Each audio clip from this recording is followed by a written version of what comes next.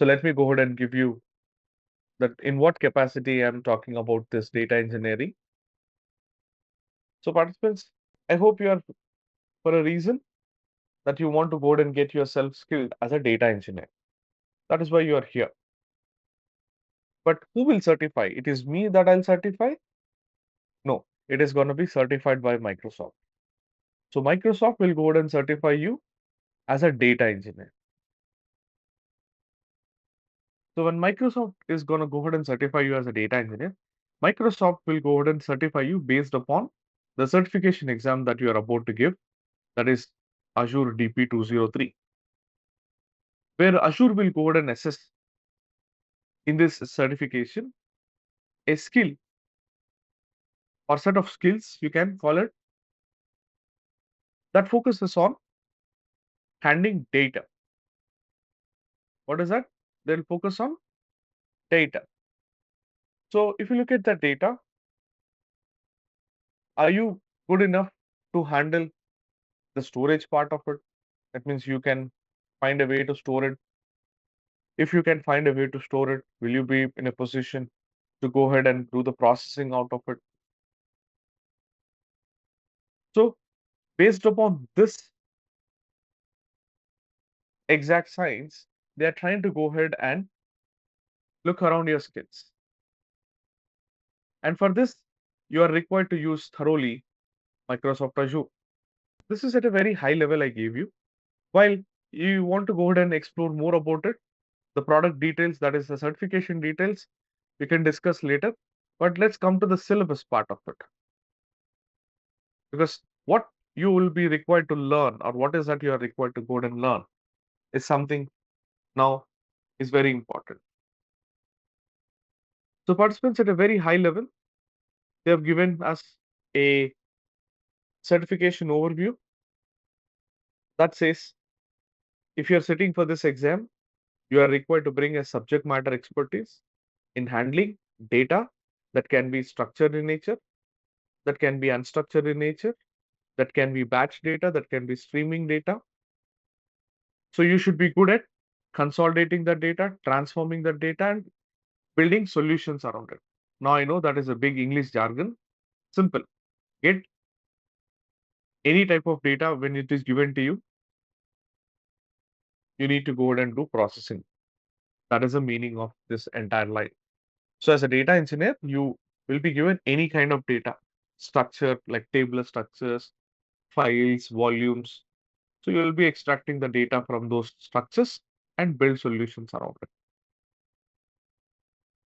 So likewise, if you start to scroll down, there's a detailed explanation about what you need to do apart from the data processing, transformations, storage, a little bit about security.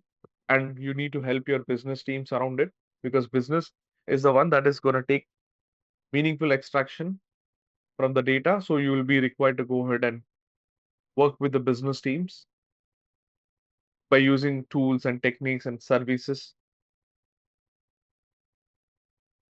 So participants, this brings us to architecture patterns that current day organizations are following. Like we can go ahead and use modern data warehouse. We can use big data architectures and participants very popular nowadays, lakehouse architecture. Participants, lakehouse architecture, for some of you, it might be very new, but I've been working in this lakehouse architecture for the past 5 years. It's really a game changer in the space. So, what about lakehouse architecture? I'll talk about it, but let's continue understanding a little more about this. So, moreover, what are the prerequisites that you can consider to go ahead and handle that data? That means you should be good enough to process your data by writing SQL codes. You can use Python as a medium to talk to your data for running Spark codes. And then, based upon the designs and services that are required to use are clearly mentioned here. The services from Microsoft Azure: Data Factory, Synapse, Streaming Analytics, Event Hubs, Data Lakes, and Databricks, and so on. So this summarizes on a very high level the skills that you need to garner, the architecture patterns that you need to have, the prerequisites that you can consider, and the list of services that you have to use in Azure. Now, participants, Microsoft Azure, I hope most of you are aware, it's a cloud platform that Microsoft Azure is currently branding their cloud services categorized into data lakes like Azure Data Lake Storage, Azure Data Lake Storage, where generally we store all type of data.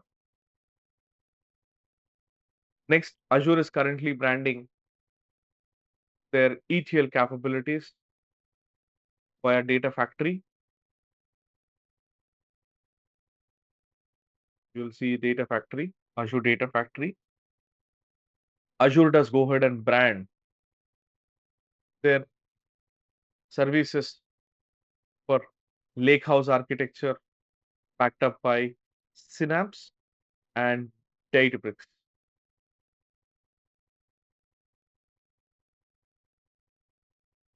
So you see Azure Databricks, and then you'll get to see Azure Synapse into the picture.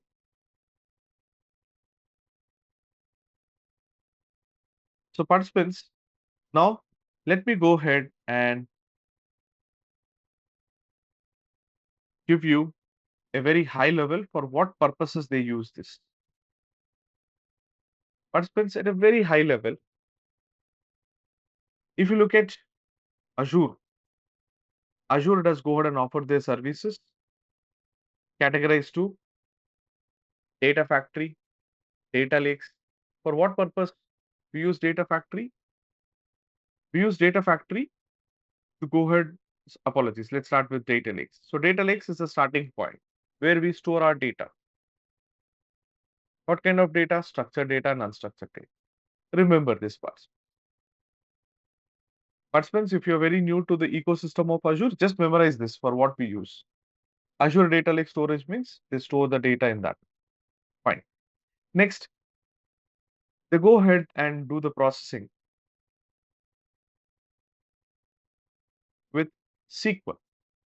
So we get extended support for SQL from Azure Synapse and Azure Databricks also. Data warehouse you can memorize. Data warehouse capabilities you can expect from Azure Synapse and Azure Databricks. So participants, I hope you will realize you will remember these words: data storage, data processing, data warehouse, data lake. Memorize these keywords. So participants, what are the keywords that I want you to memorize? Let's start with the first concept, which is storage. I want to store something. So I want you to consider it as data storage. Processing, under processing, you have to go and process like data warehouse. Okay. Then we get to see data engineering. Next, we get to see something like data lakehouse.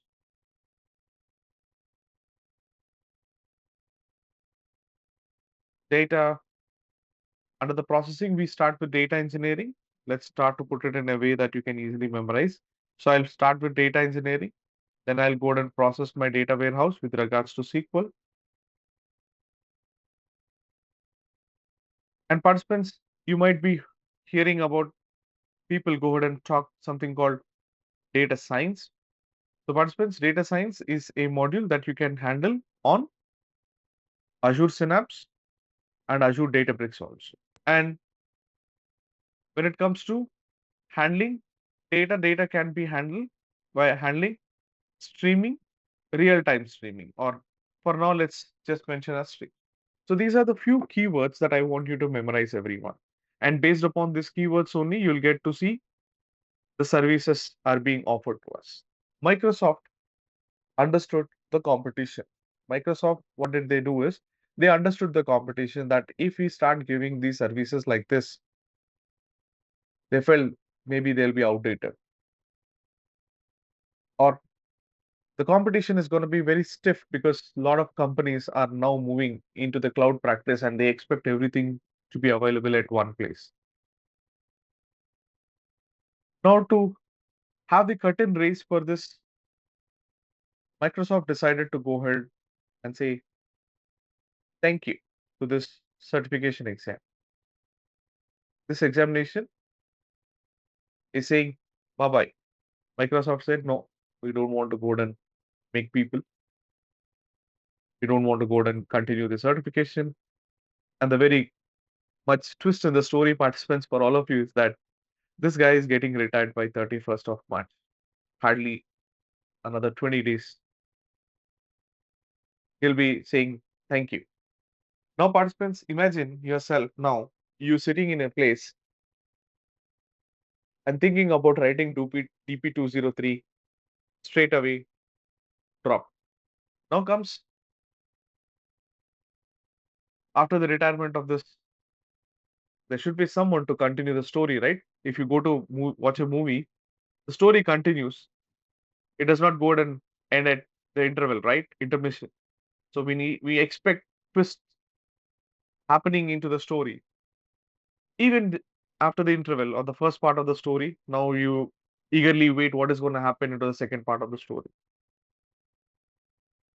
So participants, this brings you into a new amazing technology, which is Microsoft Fabric, which is now branded as DP700. So participants, your journey of data engineering will not stop here. Your journey will get started into DP700. So what you are now, brand new engineers. Outdated old DP203 is being taken out of the screenplay. Now we are bringing Mr. DP700. Is very brand new. He is outsmart. He is outsmarting every other tool in this data engineering space. So participants, we are retiring the Azure Data Engineering certification is the caption they mentioned, and they clearly mentioned that they are announcing the retirement of the exam, followed by typical questions that people do get. So, what would happen if I write the exam, and what would happen if I got the exam validation? So, participants, I don't have an immediate answer for it. If you have any certification vouchers, my suggestion would be drop it and continue to new technology, which is brand new DP700. Now, what is this DP700? Same, you will be implementing data engineering, but not with DP203. You will implementing with DP700, that is Microsoft Fabric. Now let's go ahead and understand about this elephant in the room. This is DP700. Now, participants, let me share my experience. I've been handling data engineering using Databricks. I've been handling using Synapse. And I've been also handling data engineering, machine learning modules in Fabric. Now, this is my experience with Fabric. That Fabric has been amazing. That is app.fabric.microsoft.com is the access that you can avail. Currently, I would say this is very much the need of the hour. Companies have adapted to Lakehouse platform, and Microsoft Fabric is one into it. So participants, during that session, I was trying to go and use a word called lake house. Lake house. Just want to go and highlight participants that the traditional data warehouses technology have been into consideration for the last 40 plus years. If you ask data warehouse, you have a lengthy list of tools and services that are available in the market for the last 40 years. But if you just look into 2025, the current trend that is happening, it is purely a shift that companies are making from traditional data warehouses to lakehouse architectures. And Fabric is essentially the lakehouse architecture participants. Purely Fabric concept is built on the foundation principle of Fabric is lakehouse. So what is lakehouse? Participants, you have to understand the concept of lakehouse is built on two primary keywords. The primary keywords go like this. So when you break down data lake house, what you get to see? It's data lake plus the keyword that I'm talking about, data warehouse.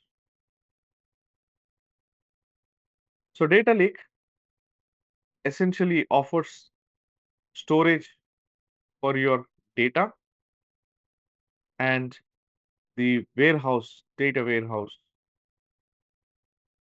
that you have or that you get to do. There is ability.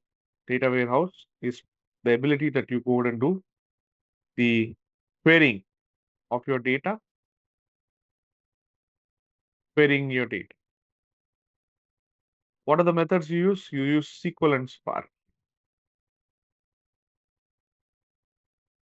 So this technology lakehouse is inspired by data lakes that evolve over a period of time in the form of storage, that evolved over a period of time in the form of storages and data warehouse. From traditional data warehouses, we go and use engines that support Spark and SQL. So the landscape has changed. The only traditional data warehouses are now moved into lakehouse architecture. And Fabric is the one participants. Is one MO. This. So what exactly Fabric will do? So I was talking about these various modules, right? Now let me show you participants those various modules that you can expect, the various workloads that you can expect from it. So if I click on a new item, so it will go ahead and ask me what you want to do. You want to go ahead and build a storage to store your data. You want to go ahead and handle a job for your query. You want to go ahead and run a particular job. You want to go ahead and do data warehousing. You want to go ahead and do a lake house. You want to go ahead and do data warehousing. You want to go ahead and run cleansing. You want to go ahead and use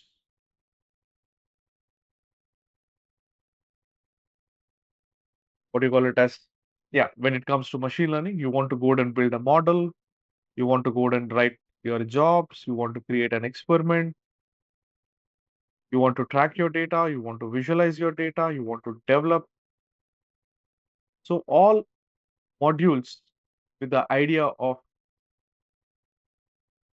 participants has been given at one place. So Fabric is now essentially a skill that brings us various options that were available. So how to now track it? So if you look at this participants, look at the headlines or look at the headers. You're getting your data, data movement, data transformation, storing of your data. Where do you store your data? Next, data preparation, cleaning, transformation, data transformation. Analyze and train your models, your data science, machine learning, tracking your data, visualize your data, and so on. These are some other solutions. So participants, I hope now you are able to get to a point where you are able to connect that what I have been started to discuss here, participants. So few of things have dropped. I'm trying to go ahead and mention all of them being available at one place. Now, participants, when Microsoft has understood the competition that it has to go ahead and compete with the cloud providers, the lakehouse designs, like it has understood the competition from technologies like Snowflake, it has understood the competition from Databricks, it has understood the competition from Google, BigQuery, it has understood the competition from AWS, Athena. So what it has decided to go ahead and provide this as a SaaS model on Microsoft platform. And also participants, very interesting thing is that Microsoft also does go ahead and integrate with Power BI. So Power BI, since a module that is already being used by a lot of companies, so Microsoft has decided to go ahead and continue with integration with Power BI also. So what is my point is that people here is if you start looking at Microsoft and if you start looking at Power BI as a solution that is being taken by a lot of companies, because very great chances that Microsoft should have or Microsoft has now a good base with regards to Power BI in most of the Fortune 500 companies to new startups. So they definitely have a great chance that they will use it. So that's how Microsoft decided to go ahead and make an entry into the market. So what Microsoft has decided? Microsoft decided to go ahead and avail this service of Fabric to all their existing customers and new customers for Power BI with the help of Fabric. Now, participants, with this, we can go ahead, like now coming back into the portal. So if you want to get started, you can go ahead and now click on this create button. And then if you get to see, there are a lot of modules that you can go ahead and build with. Likewise, there's a lot more to do with the Databricks. There's a lot more to do with Power BI. So I will just go ahead and highlight participants with regards to the modules that I was talking about. Let me quickly summarize. Data engineering, data factory. Now, I was talking about the various modules that you will get to see under Microsoft Fabric, like data engineering, data factory, data science, and data warehouse, followed by databases, and some other solutions like integration with Power BI and RT, real-time intelligence, RTI, real-time intelligence. Let's go ahead and discuss some important point that how to get started now. Now, people, everyone will have their own methods, everyone will have your own strategies, everyone. My strategy for all of you people is that you need to have little acquaintance to understand technologies like SQL programming, a little bit of Apache Spark. So why Apache Spark is important, participants? Because Apache Spark is the game changer also in the space of big data processing. So why should we go ahead and consider learning of Apache Spark? Participants, here is the reason. If you go ahead and ask top 10 big data processing tools, if I go ahead and look for sure, you will see Apache Spark taking its spot. So that is the reason, participants, if you are getting started, you can also consider Hadoop. Hadoop is an outdated, not outdated, but the acceptance of Hadoop is very challenging and struggling in the industry. But Spark is going to be accepted very much readily. And a lot of companies today are using Apache Spark. And I would recommend you participants to go ahead and build a very, very concrete skill on the Apache Spark. So if you are good in Apache Spark, not only Fabric participants, you can go ahead and do wonders in your Databricks. So if you open up your Databricks, you will be able to go ahead and handle Databricks learning. Participants, you will be good in Databricks learning. You'll be good in Azure Synapse. You'll be good in Azure Synapse, and you'll be good in Databricks and ultimately the Fabric as well. Now, this is how you should get started. And next thing, participants, is that try to go ahead and gather integration with Microsoft Azure also, because Microsoft Azure is something that we can't go ahead and ignore it. My point is that as you continue to learn your Apache Spark, as you continue to SQL, then you come to Fabric, a component of Fabric along with the Azure integration is also required. In Azure services, participants, I would recommend you participants include your Databricks, include your Azure Synapse, Data Lakes, and Data Factory are essentially required, though they are outdated. Outdated in the sense DP203 is anyhow outdated, but still the services from Microsoft Azure are still being used in your companies. So when you go to an organization, you cannot go and say, "Hey, I'm a Fabric guy. I don't know anything about Azure." Then it becomes challenging for you to get hired by that company. Why? Because the company is already using Microsoft Azure. So they are in the process of transition. So let's not go ahead and limit ourselves only to Fabric, but also I would suggest you participants to integrate your learning skills with Microsoft Azure also. So why? Because companies are now in the process of transformation, transforming from Azure Cloud Platform to Fabric platform. So during this process, you have to work with Azure and Fabric. Okay.